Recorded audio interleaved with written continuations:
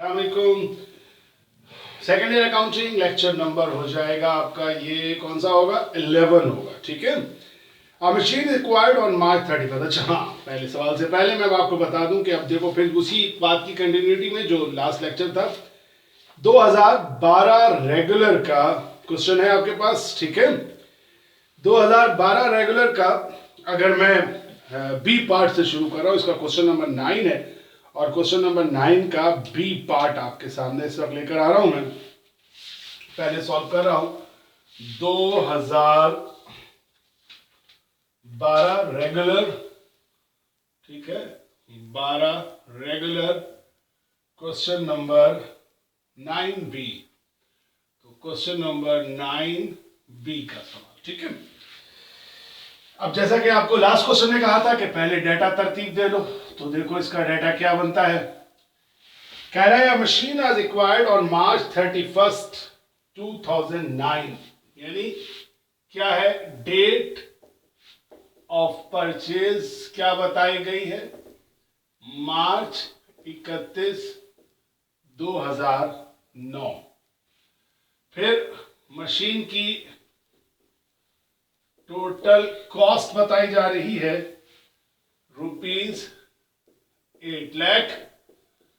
फिर मशीन की सॉल्वेज, याद है ना, सॉल्वेज वैल्यू को क्या क्या नाम देते हैं, salvage value, scrap value, trade in value और रेजिडियल वैल्यू, 4 नाम से पुकारते हैं। कितना एट अ कॉस्ट 8 लाख और ये है 1,60,000 rupees, 1,60,000 and useful life 32,000 working hour. यानी लाइफ इसमें एयर के बजाय 32,000 आवर्स हैं, वर्किंग आवर्स। फ्रॉम 2009 टू 2011, यानी 2009, 2010 और 2011 में मशीन की जो यूज्ड लाइफ है, ये ऊपर वाली लाइफ एस्टिमेटेड है, याद रखना, गलती नहीं करना, अक्सर बच्चे गलती करते हैं। ये वो लाइफ है जो टोटल लाइफ है, लेकिन जो मशीन इस्तेमाल हुई, जो यूज हुई, 2009 में यूज हुई 3200, 10 में यूज हुई 4800 और 11 में इस्तेमाल हुई 4000। और उन्होंने कहा है कंप्यूट करो डेप्रिसिएशन। क्या है, मेथड तो कहीं लिखा नहीं है, लेकिन मेथड नहीं लिखा है, मगर आवर्स में जब वर्किंग आवर में दे रहे तो अंडरस्टूड बात है। क्या अंडरस्टूड बात है, कौन सा मेथड होगा, तो भाई ये है वर्किंग आवर मेथड। चलिए डेप्रिसिएशन कैलकुलेट करना है, हेडिंग डालिए, लिखिए कंप्यूटेशन फॉर डेप्रिसिएशन एक्सपेंस। ठीक है।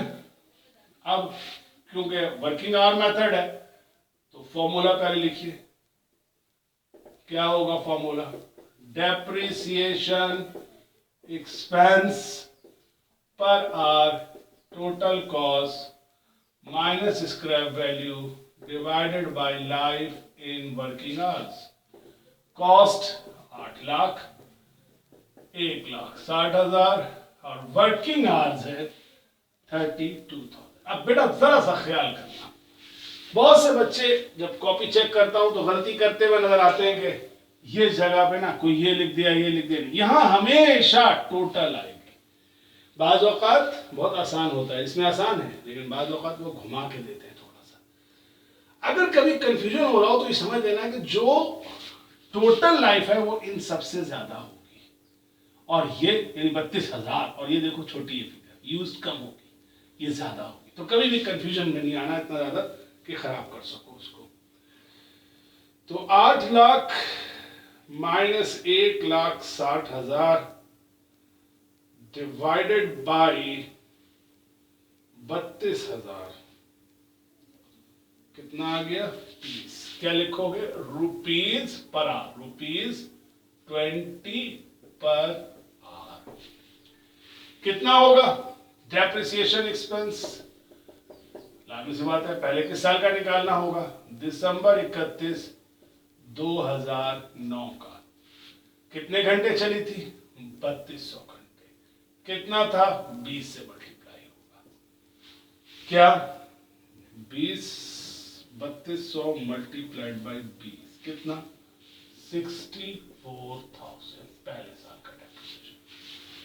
अब ज़हन में रहे कि यहां पर फिर वही वाली बात है क्या कि सर परचेज तो 31 को है, एयर एंड कब है, अब उन्होंने लिखा नहीं है लेकिन अंडरस्टूड है कि एयर एंड दिसंबर 31 है। अगर कोई ऐसी बात नहीं तो क्या वो 9 मंथ हो रहे मार्च से काउंट करें, मार्च 31 से, क्योंकि मार्च 31 है, मार्च नहीं होगा तो अप्रैल 1 होगा। 31 का मतलब है मार्च में तो खरीदा ही नहीं, अप्रैल में खरीदा, क्योंकि मार्च 31 पूरा महीना गुजर गया, उसके बाद खरीदा तो अप्रैल में खरीदा।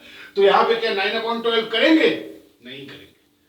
याद करो लेक्चर नंबर 9 यही सिखाया था ना, क्योंकि ये पहले ही क्या है आवर्स में है, तो इसमें कोई भी 9/12, 10/12, 6/12 करने की जरूरत नहीं है। लेक्चर नंबर 9 एक दफा और से देख लो, अगर याद नहीं है तो मैंने देखो उसी जगह आया कि आपको समझ में आ जाए। फिर डेप्रिसिएशन को बार बार अगर ना लिखूं, ऊपर लिख दिया है तो एक ही दफा काफी है। 2010 में 4,800 इंटू 20, 4,800 इंटू 20 96,000। अब खुद देखो तुम के पिछले साल 4,000 इंटू 20 80,000। अब तुम ये देख सकते हो कि हुआ क्या होगा कि मैंने कहा था ना कि जो 3 मेथड पढ़ाए हैं, straight line method, working hour और यूनिट आउटपुट मेथड, डेट का फैक्टर सिर्फ स्ट्रेट लाइन पे होगा, इन दोनों पे अप्लाई नहीं होगा।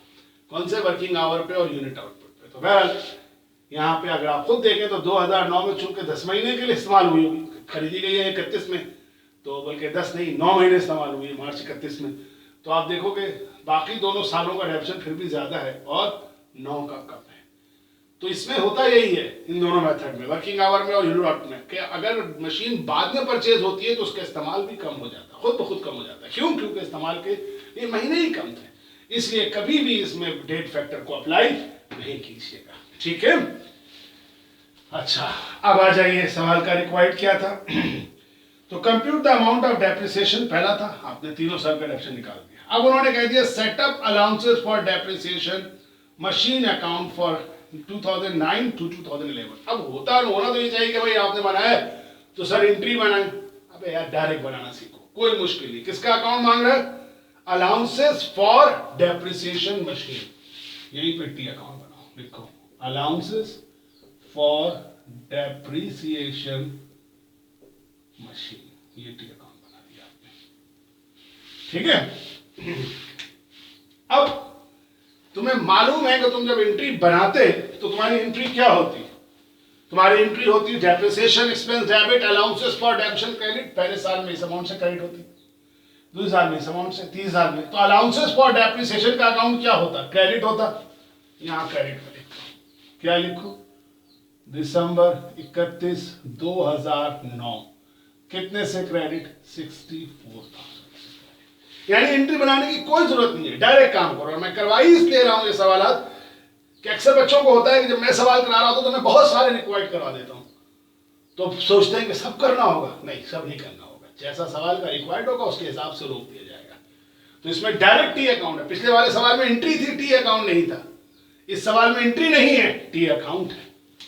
तो 64,000 टोटल इधर आ गया। ठीक है, पता है इधर भी टोटल, इसको बीडी सीडी लेके ला दे करना। 64,000 इधर लिख दो, सीडी बैलेंस कितना?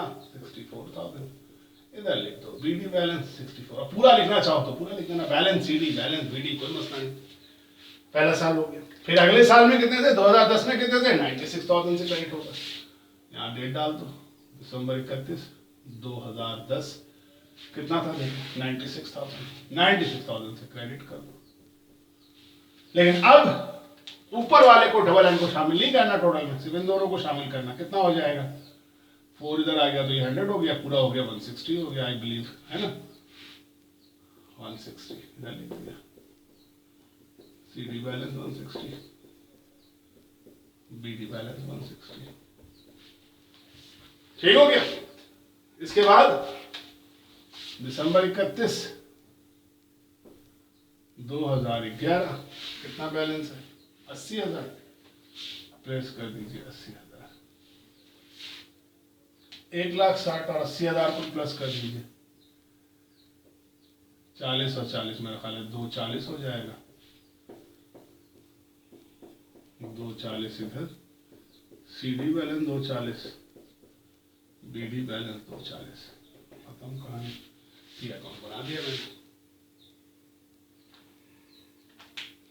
पेपर में अगर आप देख लो तो नंबर जो होंगे ना इसके, मेरा ख्याल इसके चूंकि जो आता था पहले तो ये ABC करके आता था, ये 30 नंबर का था तो 15 नंबर के, 15 में से मेरा ख्याल है अगर ये पेपर में और तो कुछ ही नहीं मांगी, बैलेंस शीट मांगी है, नहीं कुछ भी नहीं मांगा। तो सोचो कि अगर ये पेपर में वैसे ही आता तो ये जो होगा 5 नंबर इसके होंगे, 15 नंबर है ना, तो इसके तमाम 9 नंबर इसके, 9 नंबर उसके करके, बल्कि 9 नंबर और 6 नंबर होंगे, ऐसे 15 नंबर, 9 6 नंबर इसके होंगे, 9 नंबर इसके होंगे, यानी 2-2 नंबर के निकालने और बाकी वहाँ पे लिंक करने के। तो सिंपल और बहुत ही आसान सा सवाल था, आप देख लीजिए। बैलेंस शीट अगर मांग ले तो क्या बनाओगे? बैलेंस शीट मैं बनावा नहीं है, जैसे जी बोल रहा हूँ, तो कॉस्ट कितना लिखोगे? 8 लाख, और सारा रिडम्पशन कितना आ जाएगा? 2,40,000। एक दफा एक काम कर लिया करो थोड़ा सा, जब अपने आप को कंफर्म करने के लिए, फिर 2-3 साल का बना लो तो एक काम कर लो कि आखिर में इसको चेक कर लो कि यार कहीं गलती तो नहीं हो गई। ऐसे लिख देता हूँ 64, 96 प्लस 80 प्लस किया कितना है? 240, बिल्कुल सही है। यानी क्योंकि हम कई दफा BD-CD करते हैं ना, टोटल में गलती हो जाती है, तो पता है कि आखिरी बैलेंस इन तीनों का समअप होना चाहिए, इन तीनों का समअप है वो ठीक है। तो अभी यहाँ तक पहुँचने के बाद, अब ये वाले सवाल के बाद में एक और सवाल आपको थोड़ा सा बुक का एक स्टडी नोट से करवाना चाहता हूँ, ठीक है। स्टडी नोट्स खोलिए और स्टडी नोट्स के अंदर जो क्वेश्चन थे, क्लियर हो गया? ये स्टडी नोट्स के अंदर एक क्वेश्चन है आपके पास जो, और ये वही बात है कि मेरा तमाम मकसद इस वक्त तमाम डेट के फैक्टर को आपके सामने क्लियर कट कर देना है कि देखो, एक डेट का आपको समझा दिया मैंने, बता दिया, उसी के साथ एक होता है ईयर एंड में भी थोड़ी सी तब्दीली। जरा देखिएगा क्या है। ये क्वेश्चन करवा रहा हूं, क्वेश्चन नंबर है स्टडी नोट्स का क्वेश्चन 11A, ठीक है। डाटा पहले लिखता हूं 11A का।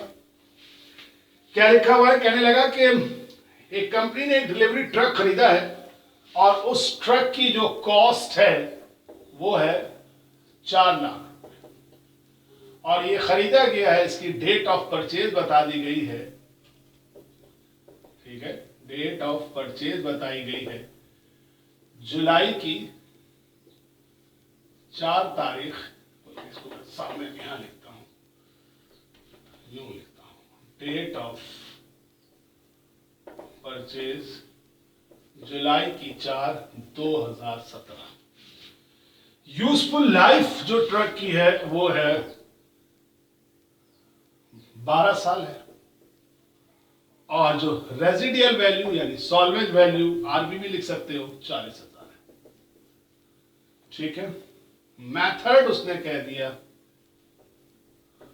कि स्ट्रेट लाइन है, और एयर एंड, अब जरा समझना, जून 30 है ईच ईयर। अब ये एक चीज है बताए, जो सबसे इंपॉर्टेंट इस सवाल को जो मैं समझाने के लिए रखा है, मैंने सारा डाटा मैंने लिख लिया, और रिक्वायर्ड है कि कंप्यूट करो रिडम्पशन 17, 18 और रिकॉर्ड कर दो परचेज और डिलीवरी। ये तो खैर वो है रिकॉर्डिंग का। अब अगर देखा जाए तो इस सवाल में जो सबसे मेन जो इशू जो पिछले तमाम क्वेश्चन से अलग है वो है कि एयर का एंड कब हो रहा है। एयर का एंड हो रहा है जून की 30 तारीख को। अब जून की 30 तारीख को जब एयर का एंड हो रहा है तो इससे जाहिर है कि आपको ये बात को अच्छी तरह अंदाजा होना चाहिए कि बाज़ कंपनीज अपने बिजनेस का साइकिल, साल का साइकिल शुरू करती हैं अगर जनवरी 1 से, तो उनका खत्म होता है दिसंबर 31। जैसे जितनी भी अमेरिकन कंपनीज है ना, अमेरिका में कैलेंडर ईयर फॉलो होता है और वो नॉर्मली है, लेकिन पाकिस्तान के अंदर बिजनेस करने वाले इदारों का साल शुरू होता है जुलाई 1 और अगले साल खत्म होता है जून 30। इसी तरह इंडिया वाले यूज करते हैं, उनका साल शुरू होता है अप्रैल 1 और खत्म होता है अगले साल मार्च 31। तो ये 3 दुनिया के अंदर, वैसे तो और भी हैं, लेकिन ये 3 हमारे आसपास के बहुत मशहूर और जमाना जो है ना, क्या है, अकाउंटिंग ईयर के एंड के टाइम है। ज्यादातर ये इस्तेमाल होता है, कभी कभी ये आ जाता है और बहुत ही कम ये भी आ सकता है।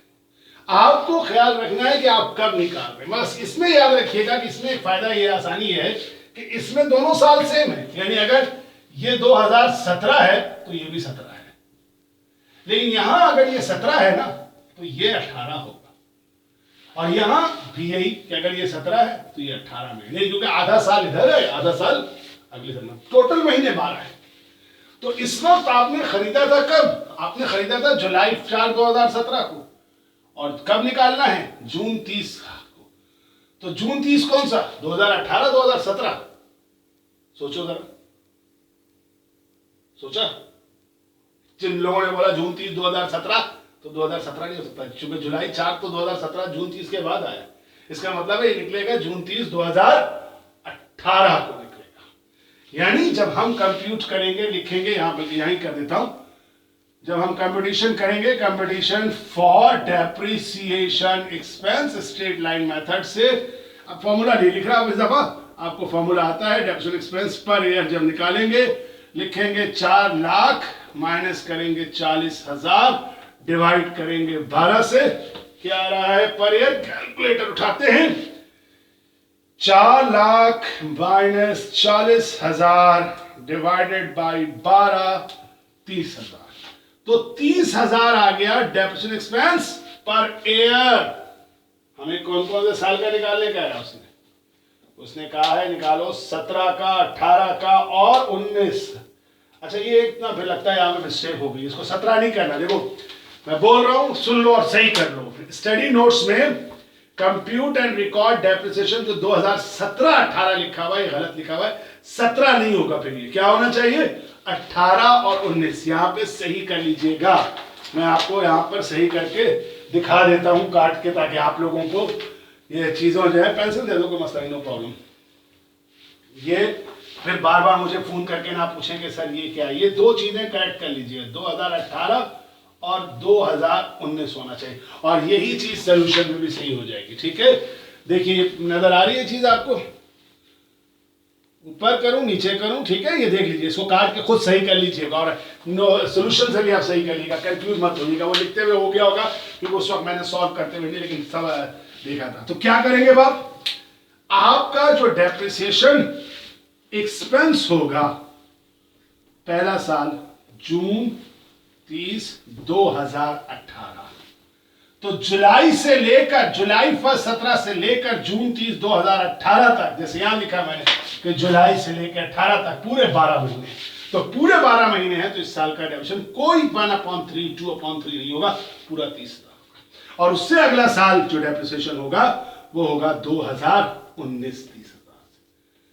ठीक है, तो वहां सही कर लेना, वो गलती हो गई है भाई, इतना सारा काम करते थोड़ा बहुत एक दो गलती हो जाए तो माफ कर देना, पकड़ के यूं पकड़ के मत रख देना कि सर बताएं आपने गलत क्यों किया। तो यहां पे जून 30 और 18 आ गया।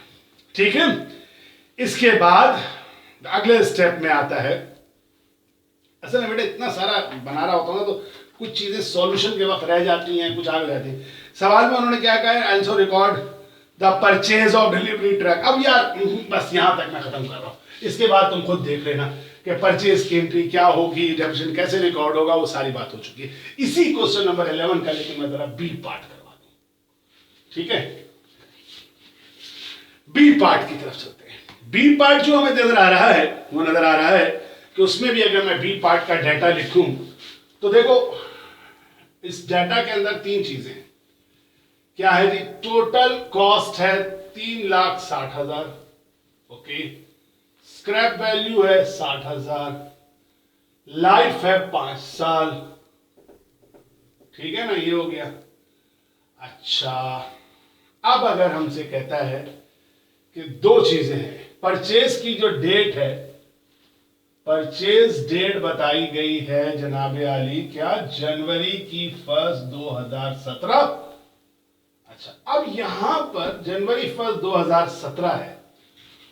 अब सवाल में यही चीज मैं सिखाना चाह रहा हूं कि इसमें उसने कहा है कि determine the depreciation expense for the whole life. Whole life कितनी है? 5 साल।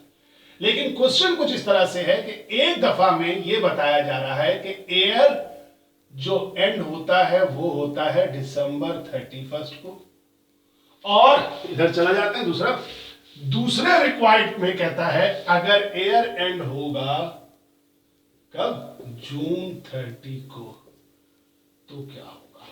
अब पूरे 5 साल के निकालना है, होल लाइफ का, जितनी जिंदगी है उसकी पूरी। अब देखो कैसे होगा कैलकुलेशन। अगर हम, बल्कि पहला काम ये करते हैं ना, इसको नीचे कर देते हैं। पहले तो हम पर ईयर निकाल लेते हैं, यानी डेप्रिसिएशन एक्सपेंस पर ईयर क्या होगा, 3,60,000 माइनस 60,000 डिवाइडेड बाई 5। कैलकुलेटर कहां गया बेटा, 3,60,000 minus 60,000 divided by 5, per year आ गया 60,000 आ गया इत्तेफाक से। तो अब ईयर एंड अगर दिसंबर 31 में होता है तो क्या होगा, पहला साल 17 में परचेज किया था, तो जो डेप्रिसिएशन एक्सपेंस पहले साल निकलेगा वो निकलेगा दिसंबर 31, 2017 को कितना, 60,000। फिर दिसंबर 31, 2018 को कितना, 60,000। फिर दिसंबर 31, 2019 को कितना, 60,000। फिर दिसंबर 31, 2020 60,000 और फिर दिसंबर 31, 2021 60,000। टोटल डेप्रिसिएशन निकला, ठीक, 5 साल का, 1 साल 2 साल 3 साल 4 साल 5 साल। और चेक क्या है कि अगर इन सबको टोटल करोगे, ठीक है ना, इन सबको टोटल करोगे तो इन सब का टोटल 3 लाख होगा। कैसे, और 3 लाख, और 3 लाख ये वो टोटल है जो, अगर तुम याद करो, मैंने फॉर्मूला लिखवाया था, डेप्रीशिएबल कॉस्ट क्या होती थी, cost minus scrap value. Cost कितनी थी, 360, मुझे लिखी ऊपर, 360 से माइनस करो 60,000, तो कितना आएगा डेप्रिशिएबल कॉस्ट, 3 लाख। कि डेप्रिशिएट होगा कितना, टोटल डेप्रिसिएशन, तो टोटल डेप्रिसिएशन वही होना चाहिए जो हमारी डेप्रिशिएबल कॉस्ट, यानी 3 लाख थी, 3,60,000 कॉस्ट थी, 3 लाख डेप्रिशिएट हो गई, 60,000 की स्क्रैप वैल्यू में बिक जाएगा वो सामान, तो खत्म कितनी होगी वैल्यू, 3 लाख। तो डेप्रिसिएशन अगर होल लाइफ का होगा तो वो होल लाइफ का डेप्रिसिएशन हमेशा बराबर होगा फिक्स एसेट के डेप्रिशिएबल कॉस्ट से। ये ऑब्जेक्टिव के लिए याद रखना, अक्सर पूछता ऑब्जेक्टिव में, क्योंकि दबा वो एक दवाई बात आ भी रही है ना कि क्वेश्चन जो है वो, पेपर जो है वो मल्टीपल चॉइस होगा। जब मल्टीपल चॉइस होगा तो ये मत समझना कि मल्टीपल चॉइस में खाली ऐसे ही थ्योरी पूछेंगे, थ्योरी नहीं पूछेंगे, यही सारी चीजें पूछेंगे कि बताइए अगर पूरे साल का, पूरे होल लाइफ का डेप्रिसिएशन निकालेंगे तो डेप्रिसिएशन किसके इक्वल होगा। तो आपको मालूम होना चाहिए कि डेप्रिसिएशन सारे लाइफ के अगर निकालेंगे तो डेप्रिसिएशन वही होगा जो उसकी डेप्रिशिएबल कॉस्ट थी। इसीलिए तो डेप्रिशिएबल कॉस्ट थी कि ये कॉस्ट डेप्रिशिएट होगी 3,60,000 60,000 से माइनस होगी। अब इसी चीज को इधर आइए जून 30 में देखिए, यहां पे अब किस तरह चेंज होगा। जब यहां निकालेंगे हम डेप्रिसिएशन एक्सपेंस, तो सबसे पहले हम निकालेंगे डेप्रिसिएशन एक्सपेंस। चूंकि खरीदा गया था जनवरी 1 2017 को, तो हमारा डेप्रिसिएशन पहले निकलेगा जून 30 2017 को, क्योंकि जनवरी 1 से लेकर जून 30 तक 6 महीने होते हैं। तो 60,000 को आपने करना है 6/12, पहले साल का डेप्रिसिएशन या पहले 6 महीने का डेप्रिसिएशन, ये आ गया 30,000। उसके बाद फिर आप निकालेंगे डेप्रिसिएशन जून 30 2017 के बाद 18 को, 17 का 7 सही से लिख दो, उसका कितना होगा, पूरा 60,000 होगा। फिर जून 30 2017, 18 के बाद कौन सा साल आता है, 19, कितना होगा, वही 60,000 होगा। पहले साल में 6 महीने होंगे, बाकी सालों में क्या होगा, सेम रहेगा। फिर जून 30 कौन सा आएगा 2019 के बाद साल, 20, कितना होगा, 60,000। फिर जून 30 2021 कितना है, 60,000। क्या हुआ, 5 साल पूरे हो गए क्या, 1 2 3 4 5 पूरे हो गए, नहीं, पहले साल में कितने महीने थे, सिर्फ 12 में से 6 थे। तो सोचो ये कितना, 1 2 3 4, और 4 के बाद यहाँ 6 महीने ना, तो कितने साल हुए, 4 साल 6 महीने। इसका मतलब है 6 महीने क्या है, बाकी हैं, क्योंकि इसकी टोटल लाइफ कितनी थी, 5 साल, तो 4 साल 6 महीने हुए ना, तो 6 महीने भी बाकी है। तो इसलिए जून 30 की जगह दिसंबर 31, 2022 में, दिसंबर 31, 2021 में 60,000 इंटू 6/12 30,000 आएगा। अब इस पे भाई कंफ्यूज मत होना, बहुत सादा सी बात है। टोटल कितने साल थे? 5, बीच में ये कितना हुआ? पूरा 4 साल, और 6 महीने इधर 6 महीने इधर, तो कितना हो गया? 5 साल हो गया। टोटल करके देख लो, मैंने पहले ही कहा है कि इसका टोटल कितना होना चाहिए डेप्रिसिएबल कॉस्ट का। अगर तुम ये नहीं लिखोगे तो कभी भी नहीं आएगा, समझ गए? तो इस तरह से ये है टोटल उसमें निकालने का तरीका, कि अगर हमने 6 महीने, अगर कोई भी मशीन फर्ज करो पहले वाले साल में 6 महीने गुजारते हैं तो आखिरी वाले साल में 6 महीने, अगर ये यहाँ 3 होता तो इधर 9 होता, इधर 4 होता तो इधर 8 होता, यानी वो इसी हिसाब से एडजस्ट होगा, क्योंकि उसने तो लाइफ में पूरे 5 साल तो पूरे करने हैं ना। और बाकी वो आप डिपेंड करता है कि एयर किस तरह से, दिसंबर वाला दिसंबर के हिसाब से इसका हो तो इसके हिसाब से, ठीक है? तो ये अब आपका थोड़ा सा एक क्वेश्चन था, अच्छी तरह से देख लीजिएगा, सवाल हो तो समझ के पूछ लीजिएगा, और कोई ऐसा टेंशन नहीं, बस ज़्यादा सा काम करिए। सिर्फ ये चीज़ याद रखिए कि होल लाइफ में जो डेप्रिसिएशन आएगा उसकी डेप्रिसिएशन कॉस्ट के बराबर होगा, ठीक है? Thank you very much, that's all. अल्लाह हाफिज़ फॉर दिस।